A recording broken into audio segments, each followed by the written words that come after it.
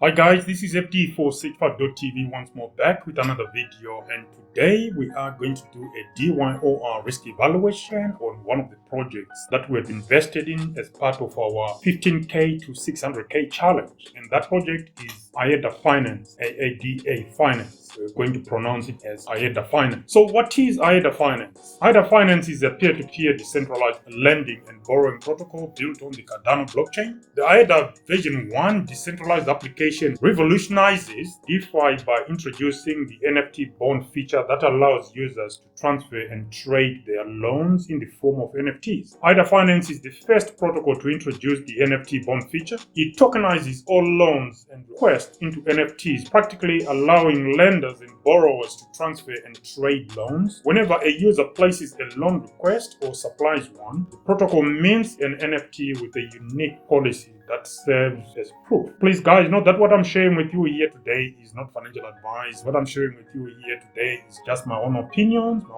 alone. If you do require financial advice, I think you know what to do. Please approach someone who's trying to give you financial advice. The reason why we are performing this DYOR, as with any project that we are about to invest in, is to assess the level of risk for ADDA.Finance. And also, it is of prime importance that we highlight some of these promising projects on Cardano if they have just executed one of the most important hard forks or upgrades, the Vasil hard fork. So by the time you watch this video, the Vasil hard fork will have executed and Cardano will be operating on a different level. If you want more information on the Vasil hard fork, guys, I urge you to watch one of our videos. I'll leave the link down below. Once you're down there, guys, don't forget to click like and subscribe. As well as smash that notification bell. Back to ADDA.Finance. The key features for ADDA.Finance are as follows. You got the NFT bonds or non-fungible token bonds, multi-asset lending and borrowing. With this feature, unlike regular lending and borrowing protocols, ADDA introduces multi-asset parameter settings. This is where a borrower requests one Cardano native asset, supply another as collateral, and pay interest on a third one. Asset values are calculated in ADDA to ensure maximum accuracy when determining the loan's health factor. The other feature is that of governance. Under governance, the on-chain governance model enables the community to add and remove tokens, change the transaction fee parameters, and many others. So this is how the ADDA.Finance protocol works. Say I want to borrow some specific digital asset. In this case, let's say the LQ token for the Liquid protocol, which is another project that is hosted on Cardano. That makes me a borrower, right? As a borrower, I then proceed and create a loan request, setting my own parameters such as the duration of the loan, the interest I'm willing to pay, the liquidation policy or parameter if I fail to settle the loan in full and on time, as well as how much I would like to borrow in terms of the LQ token. To complete the loan creation part of the process, I need to supply collateral, which is some sort of security just in case I cannot repay a part or all of my loan. As a borrower, I then get a borrower NFT or a bond in exchange for creating the loan request. That NFT can be used in the future to cancel the loan, repay the loan, and to unlock my collateral. Are you still with me so far, guys? Good. Whilst you're here as well, guys, don't forget to click like and subscribe as well as smash that notification bell. Right. On the other side, when you have a lending and borrowing platform, you have a borrower and a lender. We just covered the borrower. As a lender, someone who is prepared to lend me the digital asset that I'm after, and in this case, it will be the same LQ token for Liquid Finance. If the lender is willing to loan me the LQ tokens that I'm after, then they also get a bond NFT. This time it's called a lender NFT. It's evidence that they lent me the LQ token as per my borrower NFT loan request, which can be used to collect the repayment along with the interest accrued. The price has got to be right, of course. As a borrower, that's the cost of servicing my loan, and for the lender, that's their reward. Or else, no one will be interested in taking any such risks. They'll just keep their money in fiat or in stable coins, not earning any interest at all. It is also worth noting that the collateral provided must be worth more than the loan itself to reduce the risk to the lender of losing all their funds. Otherwise, this won't work at all. And if the loan is not repaid on time, then the lender can initiate liquidates and claim the whole collateral. The borrower will have defined the liquidation policy when they submitted their loan request. So what is ADDA.Finance's value proposition? Well, it offers transferable NFT bonds, which means you can trade your loans. It offers stable and sustainable returns. It is a non-custodial and open source protocol, which makes it decentralized. By using a decentralized autonomous organization structure, the ADDA tokens are distributed fairly. The DAO, or Decentralized Autonomous Organization, provides or facilitates on-chain governance. The protocol guarantees deterministic use deriving from EUTXO or unspent transaction output structure used by Cardano blockchain. Now onto social media presence via Twitter.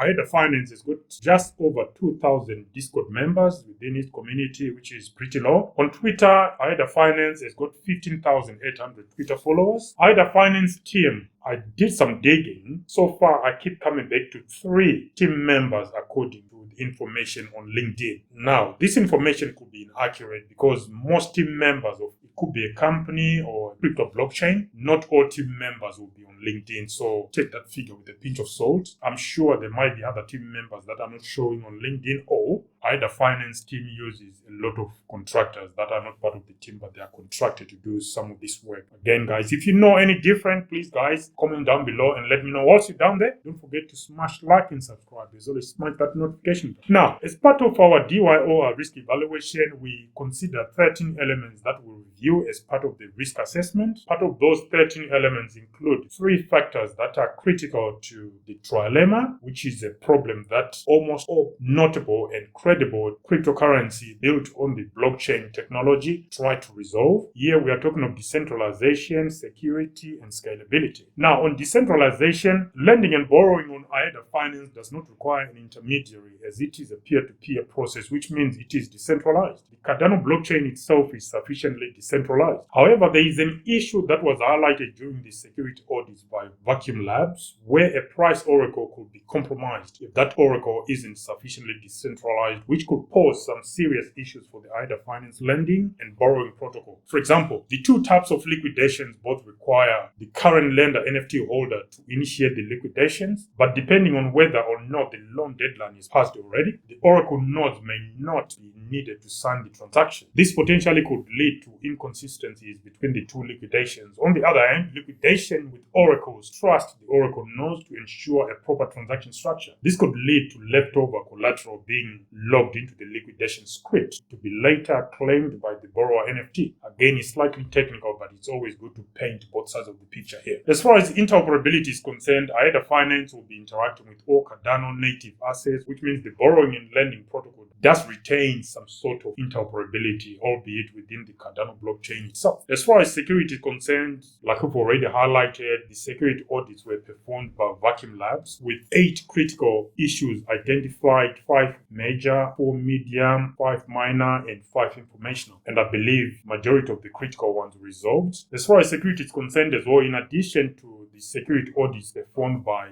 Vacuum Labs, the Cardano blockchain's underlying code is written in Haskell, which is an extremely secure programming language ideal for critical infrastructure such as that used in finance and national government. And for example, what ADDA.Finance is doing, Haskell could be the ideal language for that. So that's a positive. As far as scalability is concerned, while the Cardano blockchain struggled to handle volume when smart contracts initially launched September last year, which is 2021, it has been a different story since then, as the blockchain has seen incremental scaling capabilities gradually introduced by IOHK, the entity behind the Cardano development. In addition, the Vasil art fork due any moment now, so by the time you watch this video, maybe it will have launched. We're talking of a matter of hours until launch or execution. The Vasil art fork now brings with it increased throughput, which will enhance the scalability of both the Cardano blockchain and the networks hosted on top of it, which also include ADDA.Finance. As far as the use cases for ADDA.Finance are concerned, we've got the following. You can use shorting as a strategy, and that's a popular strategy within the crypto market and the financial markets. You can also perform leveraging. There's farming in order to maximize profits. You can hedge to counter price volatility. You can borrow and lend. The ADDA token is used during DAO governance. The token is also used to secure the network via in-app staking. Now onto the Tokenomics. Ticker symbol ADDA, AADA. Circulating supply 7.226 million. Maximum supply 29.5 million. Token distribution. Strategic partners were allocated 6.78% or 2 million ADDA.Finance ADDA tokens. Private round 18.64% or 5.5 million. Public round was allocated 4.24% or 1.25 million. Core team 10.17% or 3 million. Public distribution 13.56% or 4 million. Marketing and referrals 5.08% or 1.5 million. Advisors 3.39% or 1 million. Staking and governance 34.75% or 10.25 million. Token liquidity 23.39% or 1 million, which gives us an insider allocation of 57.62% or 17 million ADDA tokens. Now, as far as insider tokens are concerned, you have taken strategic partners allocation private round, core team, marketing and referrals, as well as advisors. So these are tokens that are not necessarily owned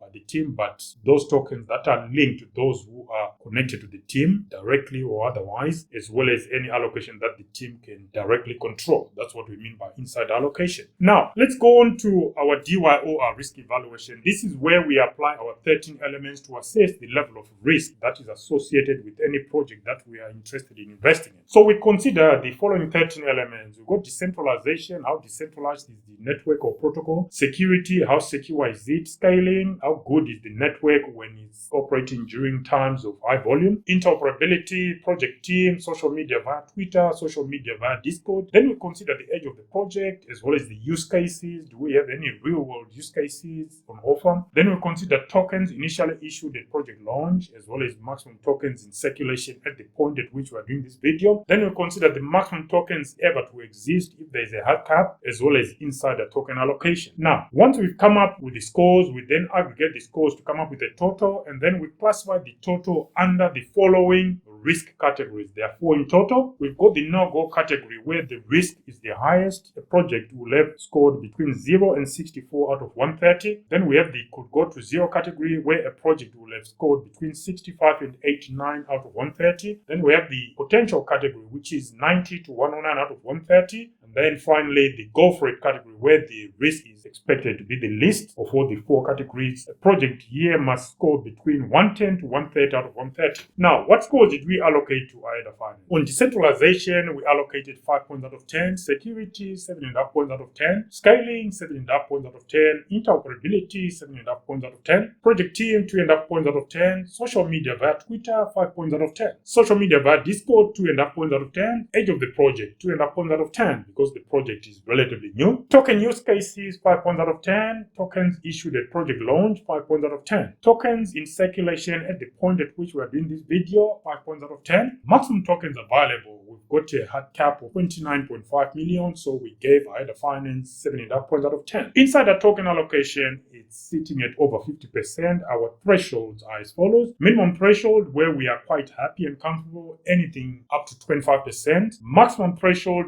from 25% up to 30. Anything above that, we have to have a reasonable justification why we are still proceeding to invest. So ADDA.Finance is way above our threshold, therefore we give them 0 points out of 10. Now, aggregating the scores we allocated to ADDA.Finance during this DYOR risk evaluation gave us a maximum total of 62.5 out of 130, which puts ADDA.Finance within the no-go category, because it's relatively higher than we would expect. So why did we proceed and invest in ADDA.Finance? One, we think it's offering some very good real-world use cases, so it's got quite a lot of potential. And when you get a project that has got the highest risk, but it's got some real-world applications as ADDA.Finance has got, it means the potential return with such a project, they're quite huge. But with this one here, be prepared for the project to go down to 0. Okay, so as far as our results are concerned, this project will go to 0, but we are going to proceed because we are also prepared for one of the eventualities to be for this project to go down to 0. But if things work out as they could potentially do, the returns could be high. But this is one project we could almost write off at the moment we open our position. ADDA.Finance, extremely risky. As far as we're concerned, the numbers are telling us don't go for this, don't invest. But we've got certain things that we're witnessing and we're observing. We will continue to monitor. We are not investing all our bags into ADDA.Finance. We're investing a portion of our 15K to 600K challenge.